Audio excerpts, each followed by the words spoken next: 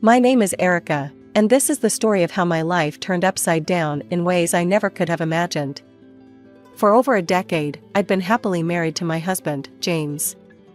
We had what I thought was a rock-solid relationship built on trust and mutual respect. I worked as a remote French tutor, a job I enjoyed despite its modest pay. James came from a well-to-do family, but that never mattered to us.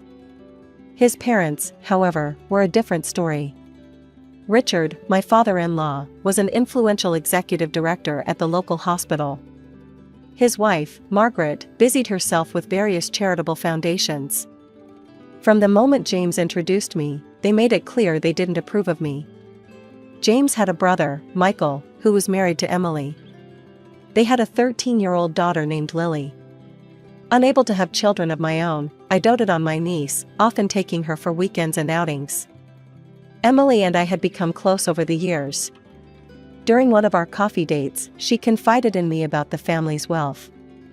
"Erica, you wouldn't believe the amount of property and money Richard and Margaret have given Michael and me," she whispered, glancing around as if afraid someone might overhear. "We're talking millions." I raised an eyebrow, surprised. "Millions? Where did they get that kind of money?" Emily shrugged. "I try not to think about it too much. But sometimes I joke that we're secret millionaires who can't touch our fortune." I laughed along, but a nagging feeling settled in my stomach. Something about the situation felt off, but I pushed the thought aside, focusing instead on my family and my work. Life continued this way for years, a delicate balance of family dynamics and unspoken tensions. Then, tragedy struck. Michael and Emily were killed in a car accident, leaving Lily an orphan. The funeral was a somber affair, but something about Richard and Margaret's behavior struck me as odd. They seemed distracted, almost annoyed by the proceedings, as if they had more pressing matters on their minds than grieving their son. As we stood by the graveside, I overheard Margaret muttering to Richard, "We need to sort out the paperwork as soon as possible. This complicates everything." In the days that followed, I threw myself into caring for Lily. The poor girl was devastated, and I wanted to do everything I could to comfort her. After much discussion with James, I approached him with an idea. "Honey, what if we adopted Lily?" I suggested one evening. "She needs a stable home, and we love her so much already." James considered it for a moment before nodding. "I think that's a wonderful idea. Let's talk to my parents about it." The next day, James and I visited his parents' sprawling mansion to discuss our proposal to adopt Lily. As we sat in their opulent living room, I couldn't help but feel out of place among the antique furniture and priceless artworks. "Absolutely not," Margaret snapped as soon as we broached the subject. Her eyes narrowed as she glared at me. "Erica is not suitable to be a mother to our granddaughter. We will raise Lily ourselves." I was stunned by the vehemence in her voice. "But I've been a part of Lily's life since she was born," I protested. "James and I love her, and we can provide a stable home." Richard cleared his throat, his expression cold. "This isn't up for discussion. Lily stays with us." Margaret leaned forward, her voice dripping with venom. "Besides, we all know what this is really about, don't we, Erica? You're just after Michael's money. How convenient that you can't have children of your own, and now you want to swoop in and become Lily's guardian. Did you think we wouldn't see through your little scheme?" As we left the house, I felt a mix of anger and sadness washing over me. "I can't believe they'd accuse me of something so horrible," I said to James as we drove home. He sighed, keeping his eyes on the road. "I'm sorry, Erica. They're just protective of Lily. Give them time, they'll come around." But time didn't improve things.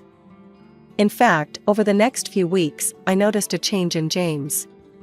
He began staying late at work more often, always with some vague excuse about an important project. When he was home, he seemed distracted, constantly checking his phone and exchanging messages with someone. One evening, as we sat at the dinner table in silence, I couldn't take it anymore. "James, is everything okay? You've been so distant lately." He looked up from his phone, his expression hard. "It's nothing you need to concern yourself with," he snapped. I recoiled at his harsh tone. This wasn't like him at all. I'm your wife, I said softly. If something's bothering you, I want to help. Just drop it, Erica, he growled, pushing away from the table and storming out of the room. Hurt and confused, I tried to focus on the one bright spot in my life, my relationship with Lily. I visited her at Richard and Margaret's house as often as I could, helping her with her French lessons and providing a sympathetic ear for her grief. One afternoon, as Lily and I sat in the sunroom working on her conjugations, I overheard Richard and Margaret arguing in the next room. Curiosity got the better of me, and I found myself straining to hear their heated exchange. We need to find a way to invalidate that trust fund, Richard hissed.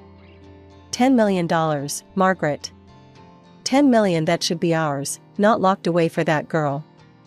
Margaret's voice was equally angry. Don't you think I know that?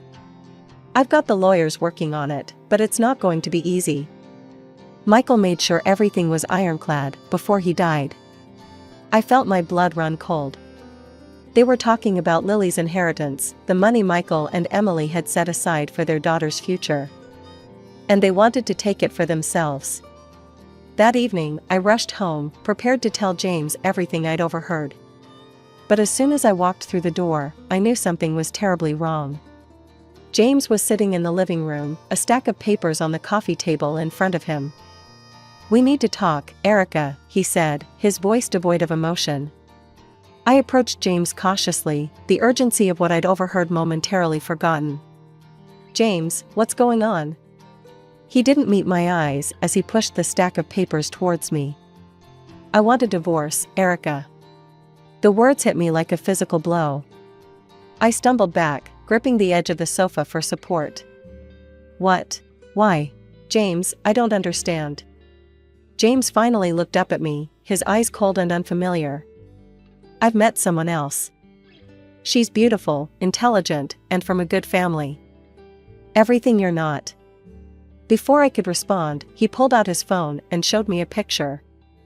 A stunning brunette smiled back at me, her arm draped possessively over James's shoulder. They looked happy, intimate. This is Amanda, James said. We've been seeing each other for a while now. I need you to sign these and leave. Tonight.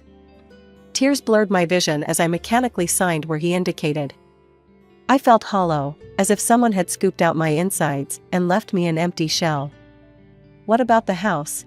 Our stuff? I asked, my voice barely above a whisper. James waved dismissively. We'll sort out the division of property later. I don't have time for that now. Just pack what you need for a few days and leave the rest. I nodded numbly and headed to our bedroom, no, his bedroom now, to pack a bag.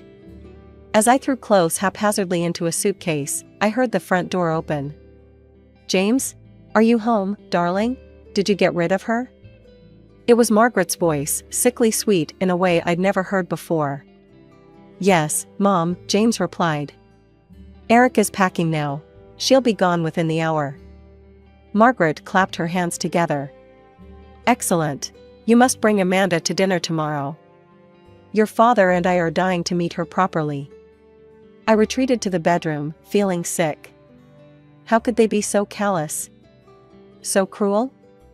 I finished packing in a daze, my mind reeling from everything that had happened. When I came downstairs with my suitcase, Margaret was still there. She didn't bother to hide her triumphant smile. Erica, dear, she said, her voice dripping with false sympathy. I'm so sorry things didn't work out between you and James. Besides, don't bother coming around to see Lily anymore. It's best if you make a clean break. With those final, cutting words ringing in my ears, I stepped out into the night. The door closed behind me with a finality that seemed to echo the end of my married life. I found myself at a nearby hotel, checking in for the night in a fog of disbelief and pain. As I lay in the impersonal hotel bed, staring at the ceiling, I tried to make sense of how my life had fallen apart so quickly. The next morning, operating on autopilot, I found a small apartment to rent. It was nothing like the home I'd shared with James, but it would do. I threw myself into my work, teaching French lessons online from morning till night, anything to keep my mind occupied. A week after moving into my new apartment, my phone rang. It was Lily. My heart leapt at the sound of her voice. "Aunt Erica," she said hesitantly. "Are you okay? Grandma said you and Uncle James split up." I swallowed hard, trying to keep my voice steady. "I'm okay, sweetheart. These things happen sometimes. How are you doing?" As we chatted, Lily hesitantly told me about James bringing his new girlfriend to dinner. "She's pretty," Lily said. "But she's not as nice as you. I don't like her." I didn't know how to respond to that, so I changed the subject, asking about her school and her friends. But as we talked, I couldn't shake the feeling that something wasn't right. Lily seemed nervous, on edge. Over the next few weeks, I tried to establish a new normal. One evening, as I was grading papers, my phone buzzed with a message from Lily. "Aunt Erica, I'm scared. Can we talk?" Alarmed, I immediately called her back. When she answered, her voice was barely above a whisper. "Aunt Erica, weird things are happening here." "What do you mean, sweetie?" I asked, concern flooding through me. Lily hesitated before continuing. "There are always these strange people coming to the house. They argue with Grandpa and Grandma a lot. They talk about money and something called a trust fund. It sounds like Grandpa and Grandma owe them something." My blood ran cold as I remembered the conversation I'd overheard about Lily's inheritance. I tried to keep my voice calm. "Lily, honey, I want you to be very careful, okay? Don't let anyone know you're telling me this." "I won't," she promised. I'd been recording some of their conversations on my phone. And I kind of got into Grandpa's computer and copied some files. I was shocked by her resourcefulness.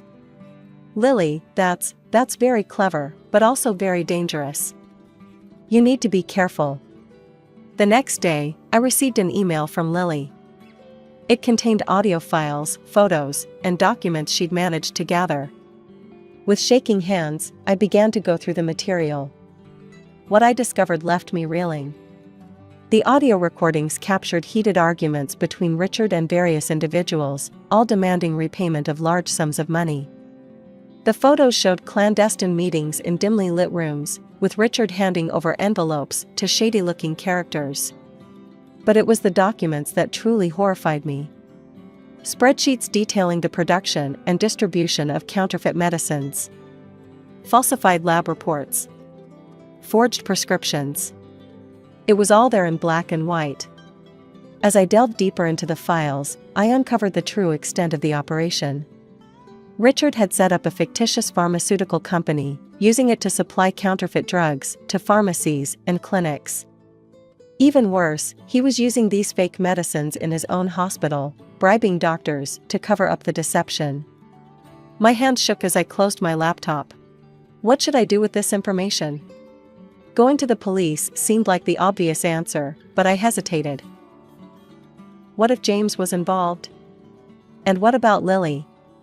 She was living in that house, surrounded by these dangerous people. As night fell, I made a decision. Despite everything that had happened, I needed to talk to James.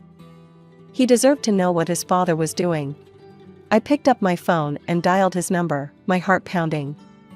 After several rings, he answered. "Erica?" His voice was confused, wary. "Why are you calling?" "James, we need to talk," I said, trying to keep my voice steady. "It's about your father. There's something you need to know." He was silent for a few seconds, and then he asked me to meet. I agreed, and James gave me an address, a small cafe on the outskirts of town. As I drove there, my emotions were in turmoil. The cafe was nearly empty when I arrived. James was sitting in a corner booth, looking haggard and older than I remembered. As I slid into the seat across from him, I noticed dark circles under his eyes and a tension in his shoulders that I'd never seen before. "Erica," he began, his voice low, "I've been working with the police for months. We're building a case against my father and his entire operation." I stared at him, stunned. "What? But, the divorce? Amanda?" James ran a hand through his hair. It was all part of the cover. I needed to distance myself from you, to keep you safe. Amanda is an undercover officer. We needed a way to get her into the family circle without suspicion. My head was spinning. So, our marriage, it wasn't real? No, Erica, James said, reaching across the table to take my hand. Our marriage was the only real thing in all of this. I love you. I've always loved you. Pushing you away was the hardest thing I've ever had to do. Tears welled up in my eyes as relief and anger warred within me. Why didn't you tell me? I could have helped. I couldn't risk it, James said, his voice pained. My father's network is vast. If there was even a hint that you knew something, you'd be in danger.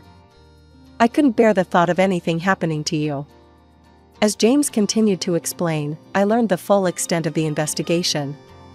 It wasn't just Richard involved, there were corrupt doctors, pharmacists, and even government officials implicated. The case was massive, with potential ramifications that reached far beyond our small town. But what about Lily? I asked, suddenly remembering my niece's fear. She's living in that house, James. She's scared. James's face darkened. I know. We're working on a way to get her out safely. But it's complicated. We talked late into the night. When we finally parted ways, James pulled me into a tight embrace. I'm so sorry for everything I put you through, he whispered.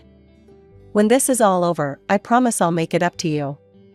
I clung to him, savoring the feeling of being in his arms again. But as I drove home, a nagging worry settled in my stomach.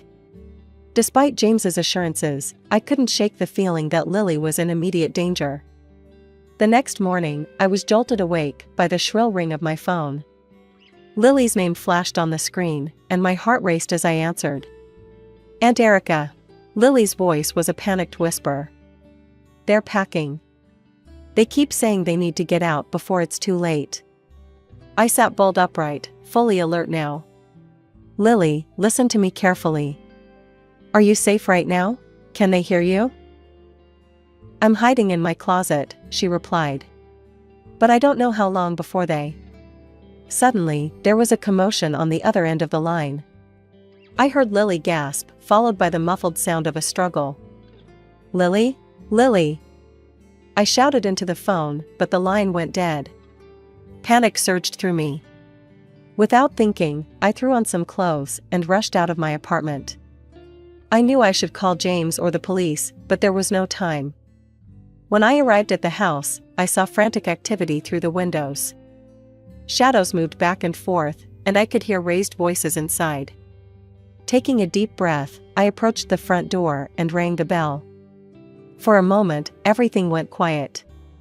Then, the door swung open, revealing Richard's surprised face. Erica, what are you doing here? He asked, his voice strained. I plastered on a fake smile. I left some of my things here when I moved out. I was hoping I could collect them. Richard's eyes narrowed suspiciously, but before he could respond, I heard Lily's voice from inside the house. Aunt Erica, help me. Without hesitation, I pushed past Richard and ran into the house. The scene that greeted me was chaos. Suitcases were strewn about, drawers left open, papers scattered everywhere. Margaret stood in the living room, gripping Lily's arm tightly.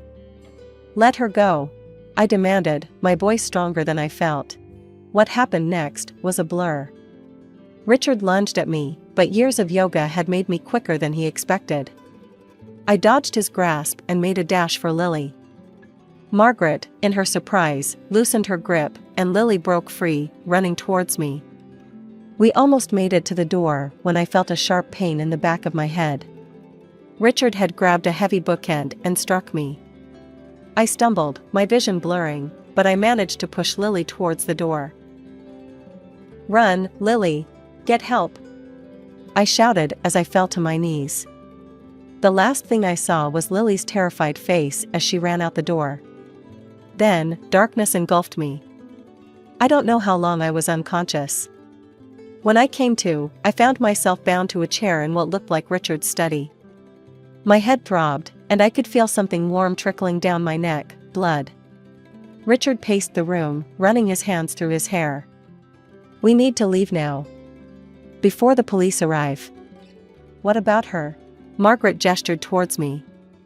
Richard's eyes met mine, and I saw a coldness there that chilled me to the bone. "We can't leave any loose ends." Suddenly, we heard the distant wail of police sirens. Richard and Margaret froze, panic etched on their faces. "It's too late," Richard muttered. "We need to run. Now." As they rushed to grab their belongings, I struggled against my bonds. The sirens grew louder, and I heard car doors slamming outside.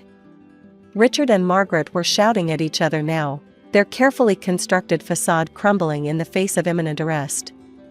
Just as I felt the ropes loosen, the study door burst open. James rushed in, followed by several police officers. "Erica," he cried, running to my side and quickly untying me. As the police handcuffed Richard and Margaret, reading them their rights, James pulled me into a tight embrace. "I'm so sorry," he whispered.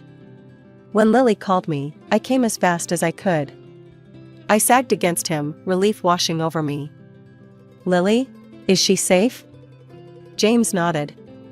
"She's outside with a social worker. She's shaken up, but she's okay." The next few days passed in a blur of police statements, medical examinations, and sleepless nights. I was diagnosed with a mild concussion from Richard's attack, but the doctors assured me I would recover fully. As I sat in the hospital bed, James by my side, we watched the news unfold on the small television in the corner of the room. The arrest of Richard, a prominent figure in our community, had sparked a media frenzy. Headlines screamed about the counterfeit drug king and the hospital of horrors. "The scale of this operation is unprecedented," a grim-faced police chief announced at a press conference.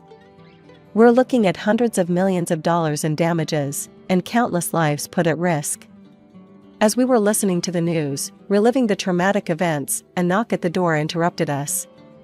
A tall, serious-looking woman in a suit entered the room. "Mr. and Mrs. Harrison," she said, her voice crisp and professional. "I'm Detective Laura Chen. I'm leading the investigation into your father's operation. I was hoping I could ask you both a few questions." Over the next hour, we recounted everything we knew. James explained his involvement with the police investigation, while I shared the information Lily had gathered and the events leading up to my confrontation with Richard and Margaret. Detective Chen listened intently, taking notes. When we finished, she looked at us with a mix of admiration and concern. "You've both been through a lot," she said. "And I'm afraid it's not over yet. The trial is going to be long and difficult. Are you prepared for that?" James and I exchanged a look. "We'll do whatever it takes to see justice done," I said firmly. As Detective Chen left, promising to keep us updated on the case, another visitor arrived, Lily, accompanied by her social worker. "Aunt Erica," she cried, rushing to my bedside and throwing her arms around me. I was so scared. "I thought they were going to hurt you." I held her tight, feeling her small body shake with sobs. "It's okay, sweetheart. You were so brave. You saved us all. But we have another long battle ahead of us." And long it was. The case dragged on for over 2 years, making headlines across the country. As I recovered and we tried to rebuild our lives, the trial loomed over everything. Finally, after months of testimony and mountains of evidence, the verdict came in.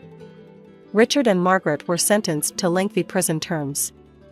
All their assets, including the trust fund they had set up for Lily, were confiscated as proceeds of crime.